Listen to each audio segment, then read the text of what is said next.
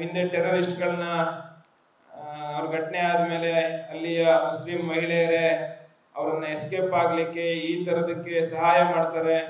ಬೇರೆ ಬೇರೆ ಗಲಭೆಗಳ ಸಂದರ್ಭದಲ್ಲಿ ಕಲ್ಲು ಗಿಲ್ಲು ಈ ತರದನ್ನೆಲ್ಲ ಸಂಗ್ರಹ ಮಾಡಿಕೊಡ್ತಾರೆ ಅನ್ನೋದನ್ನ ನೋಡಿದ್ವಿ, ಕೇಳಿದ್ವಿ. ಈ ಘಟನೆಯಲ್ಲೂ ಆ ರೀತಿಯ ಇಬ್ರು ಬುರ್ಖಾಧಾರಿ ಮಹಿಳೆಯರು ಆ ಘಟನೆ ಆದ ನಂತರ ಅವರು ಬಹಳ ಆರಾಮವಾಗಿ ಎಸ್ಕೇಪ್ ಆಗ್ಲಿಕ್ಕೆ ಒಂದು ಸಹಾಯವನ್ನ ಮಾಡಿದ್ರು. ಅಂದ್ರೆ ಅಲ್ಲಿದ್ದವರೆಲ್ಲ ಬಹುತೇಕ ಈ ಘಟನೆ ನಡೆಯುತ್ತೆ ಅನ್ನೋದು ಗೊತ್ತಿತ್ತು. ಹಾಗಾಗಿ ಅವರು ಬಹಳ ಆರಾಮವಾಗಿ ಬಹಳ ಕಾನ್ಫಿಡೆನ್ಸ್ ಆಗಿ ಅದನ್ನ ಮಾಡಿ ಆರಾಮವಾಗಿ ಹೋಗಿದ್ದಾರೆ. ಆ ಸಂದರ್ಭದಲ್ಲೂ ಆ ಪ್ರದೇಶದಲ್ಲಿ ಆ ಜಾಗದಲ್ಲಿ ಪ್ರಶಾಂತ್ ಪೂಜಾರಿ ಬಜರಂಗ ದಳದ ಕಾರ್ಯಕರ್ತನ ಹತ್ಯೆ ಮಾಡಿದಂತಹ ಮುಸ್ತಾಫಾ ಹಾಗೂ ಕಬೀರ್ PFI ಕಾರ್ಯಕರ್ತರು ಅವರು ಆ ಘಟನೆಯ ಸಂದರ್ಭದಲ್ಲಿ ಅಲ್ಲಿ ಇದ್ರು ಅನ್ನುವಂತಹ ಒಂದು ಬಲವಾದ ಮಾಹಿತಿ ಇದೆ.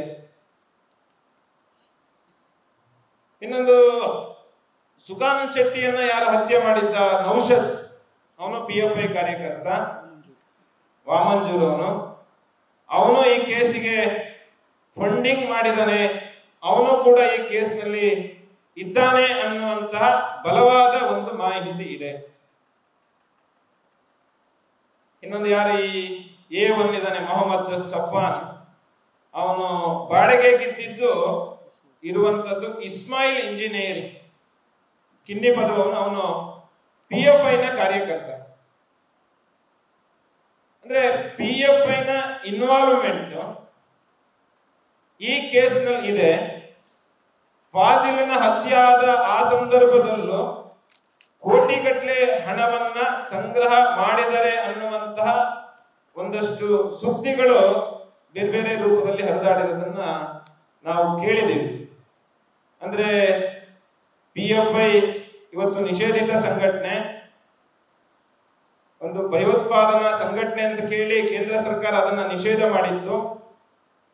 ಅವರ ಮೇಲೆ ಮುಖ್ಯವಾಗಿ ಇದ್ದಂತ 3 ಆರೋಪಗಳು ಅಂದ್ರೆ ಫಂಡಿಂಗ್ ಟು ಟೆರರಿಸಂ, ಟೆರರಿಸಂಗೆ ಫಂಡ್ ಮಾಡುವಂಥದ್ದು, ಟಾರ್ಗೆಟೆಡ್ ಕಿಲ್ಲಿಂಗ್, ಗುರಿಯಾಗಿಸಿ ಹತ್ಯೆ ಮಾಡುವಂಥದ್ದು, ಮತ್ತು ಸಮಾಜದ ಒಳಗೆ ಅರಾಜಕತೆಯನ್ನ ಡಿಸ್ಟರ್ಬೆನ್ಸ್, ಸೋಷಿಯಲ್ ಡಿಸ್ಟರ್ಬೆನ್ಸ್ ಮಾಡುವಂತ ಪ್ರಮುಖವಾದಂತ ಆರೋಪಗಳು ಅವ್ರ ಮೇಲಿತ್ತು. ಹಾಗಾಗಿ ಈ ಕೇಸ್ನಲ್ಲಿ ನಮಗೆ ಬಲವಾದ ಅನುಮಾನ ಇರುವಂತದ್ದು ಈ ರೀತಿಯ ನಿಷೇಧಿತ ಭಯೋತ್ಪಾದಕ ಸಂಘಟನೆ ಅಂತ ಏನು PFI ಬ್ಯಾನ್ ಆಗಿದೆ, ಅದರ ಕಾರ್ಯಕರ್ತರು ಆ ಶಕ್ತಿ ಈ ಒಂದು ಕೊಲೆಯಲ್ಲಿ ಭಾಗಿಯಾಗಿದೆ.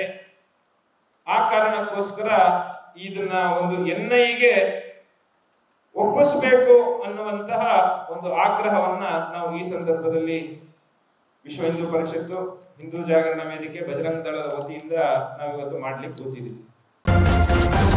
ನ್ಯೂಸ್ ಫಸ್ಟ್ ನಿರ್ಭೀತಿಯಿಂದ ನಿಮ್ಮ ಪರವಾಗಿ.